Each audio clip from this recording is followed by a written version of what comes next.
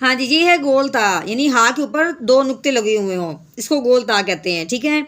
تو گول تا کی کیا خاصیت ہوتی ہے کہ جب اس کو پڑھتے ہیں تو یہ صرف تا پڑھا جاتا ہے، ہاں نہیں پڑھا جاتا، ٹھیک ہے۔ تو جب وقف کرتے ہیں تو اب تا نہیں پڑھا جاتا، ہاں پڑھا جاتا ہے، وہ بھی ساکن کرتے ہوئے۔ تو یعنی کیسے پڑھیں گے ہم وقف سے پہلے؟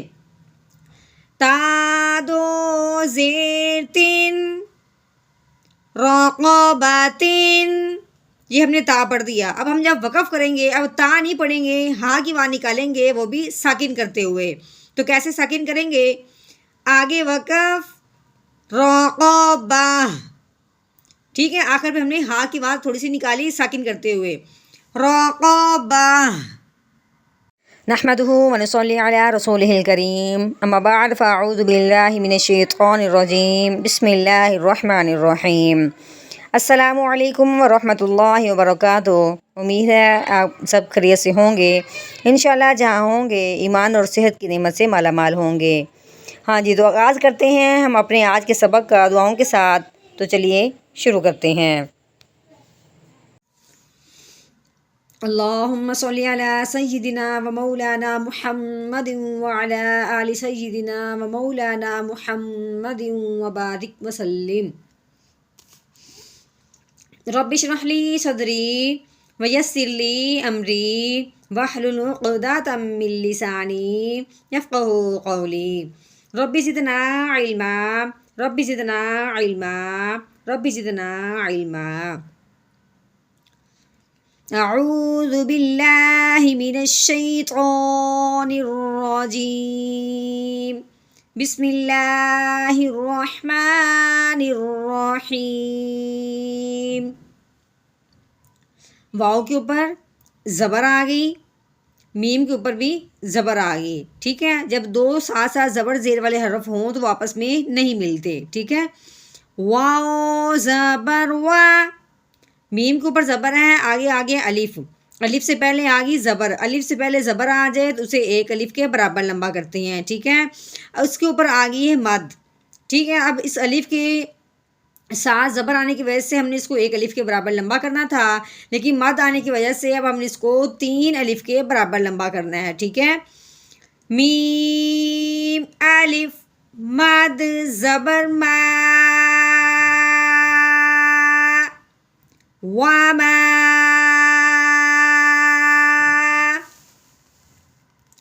ہاں جی، آگے ہے الف، الف کے اوپر کیا آ گئی؟ زبر، ٹھیک ہے۔ الف کے اوپر زبر زیر پیش آ جائے اس الف کو حمزہ کہتے ہیں، الف نہیں کہتے۔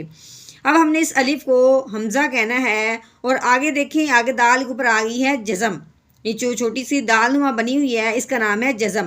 یہ جزم جس حرف کے اوپر بھی آتی ہے اس حرف کو ساکن حرف کہتے ہیں، ٹھیک ہے۔ اب یہ دال کے اوپر آئی ہے تو ہو گیا دال ساکن۔ ہاں جی، جب یہ دال جزم جس کے اوپر آتی ہے وہ بھی دیکھا جاتا ہے کہ وہ ہے حرف کون سا۔ یہ دال ہے تو جو ہم نے حروف قلقلہ یاد کیے ہوئے ہیں، تو یہ دال ایک حروف قلقلہ میں سے ایک حرف ہے، ٹھیک ہے۔ تو حروف قلقلہ کی کیا تعریف تھی کہ حروف قلقلہ کے اوپر جب جزم آ جائے تو حروف قلقلہ کو ہلا کے پڑھتے ہیں۔ تو کیسے ہلائیں گے؟ حمزہ دال زبر آد، ٹھیک ہے، کیسے پڑھنا ہے؟ آد، رو کے اوپر آ گئی کھڑی زبر، کھڑی زبر ہو، کھڑی زیر ہو یا الٹا پیش ہو، اسے کیا کرتے ہیں؟ ایک الف کے برابر لمبا کرتے ہیں۔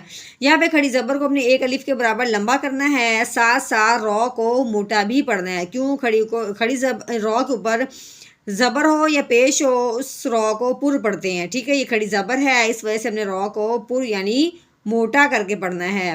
تو کیسے پڑھیں گے؟ رو کھڑی زبر رو، اد رو۔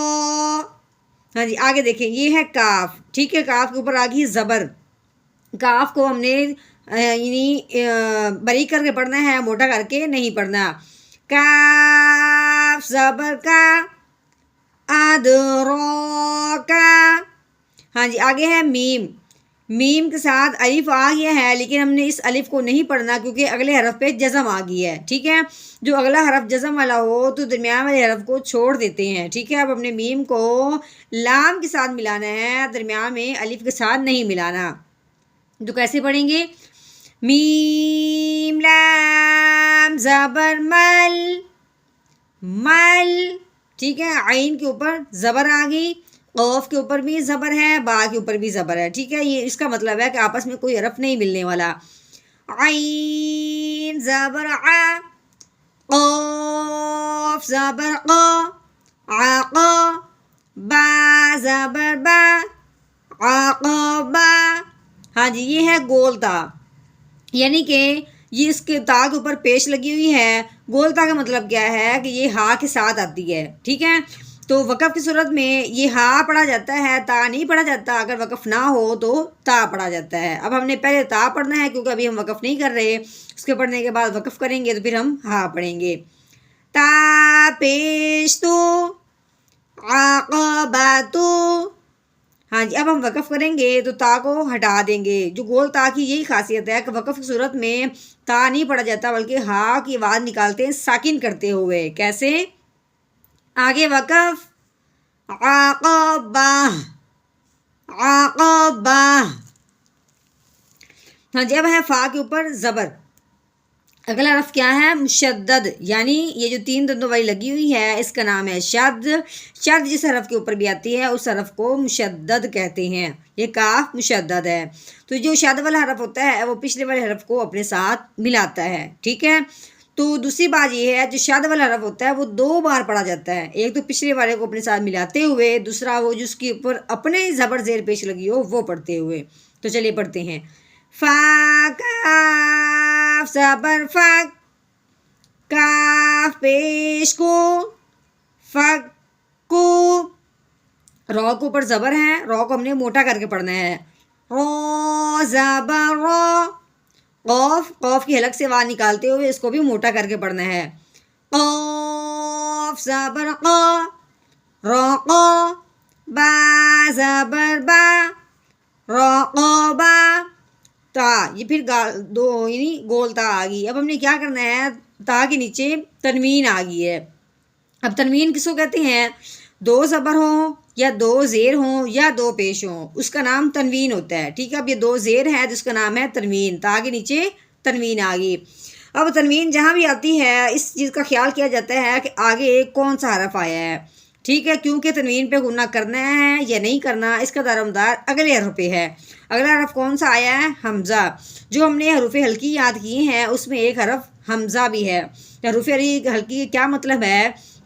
یہ تنوین کے بعد حروف ہلکی آ جائیں تو تنوین پہ غنہ بالکل نہیں کرنا ہم نے، ٹھیک ہے. اب تنوین کے بعد آگے حمزہ حروف ہلکی میں سے ہے، اب ہم نے تنوین پہ غنہ نہیں کرنا.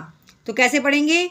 تا دو زیر تین، رقباتین، ٹھیک ہے. اب یہاں پہ ہم وقف کریں گے تو وقف کی صورت میں ہم نے تا کو چھوڑ دینا ہے اور ہا کو پڑھنا ہے وہ بھی ساکن کرتے ہوئے. ہا کی صرف آواز نکالنی ہے. تو کیسے؟ آگے وقف، رقبہ، رقبہ.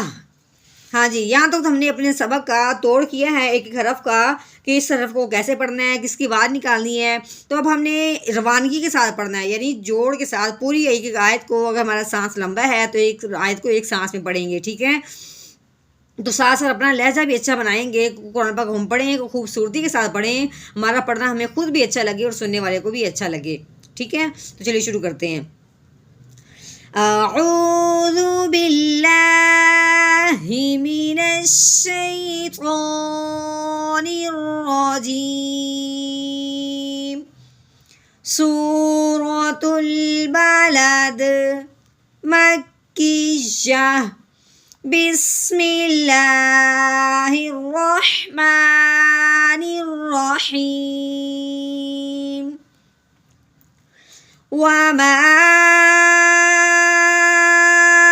أدراك ما العقبة. فك رقبة.